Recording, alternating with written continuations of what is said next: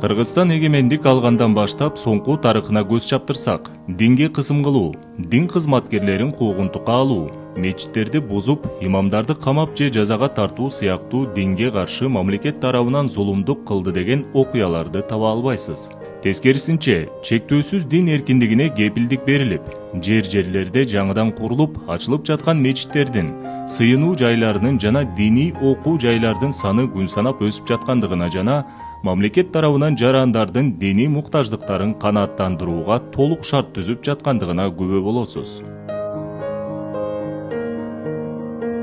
Тилекке каршы учурда кээ бир секталар жана уюмдар жалган диний чакырыктарды жамынып алып, адамзаттын диний ишеним сезимине кол салуу менен жалган маалымат таркатуу максатында манипуляциялоо ыкмаларын колдонууга өтүштү. Алар кээ бир жарандарды экстремисттик иш-аракеттерге шыкактандырып, жалпы коомчулукта ислам динине каршы жек көрүү сезимдерди козутууга багытталган иш-аракеттери менен өлкөбүздүн диний коопсуздугуна шек келтиришүүдө.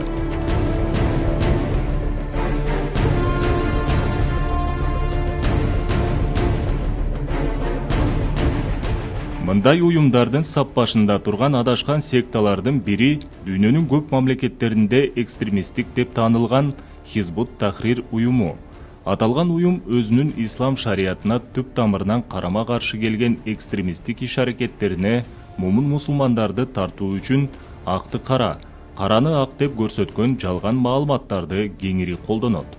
Мисалы, алар социалдык тармактарда атайын максатта ачылган фейк аккаунттар аркылуу өлкөдө болуп жаткан коомдук саясий окуяларды Хизбут Тахрирдин экстремисттик концепциясына негизделген комментарийлер менен чагылдыруу жана манипуляция аркылуу коомчулукта бөлүнүп жарылууну, ошондой эле экстремисттик идеологиянын көмүскө же кыйыр түрдө таркалуусун шарттап, түшүнбөгөн жарандардын диний ишенимин колдонуп, алардын экстремисттик кылмыштарга баруусуна өбөлгө түзөт.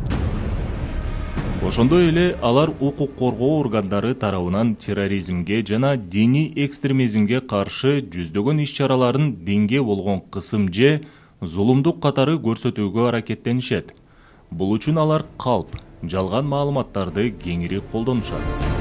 Мисалы алсак, 2022 жылы укук коргоо органдары тарабынан Кызылкыя шаарында Хизбут Тахрир уюмунун мүчөлөрү экстремисттик иш-аракеттери үчүн, ал эми 2026 жылдын башында Нокен районунда Хизбут Тахрирдин аялдар жамаатынын мүчөлөрү кылмыш ишинин алкагында кармалышкан.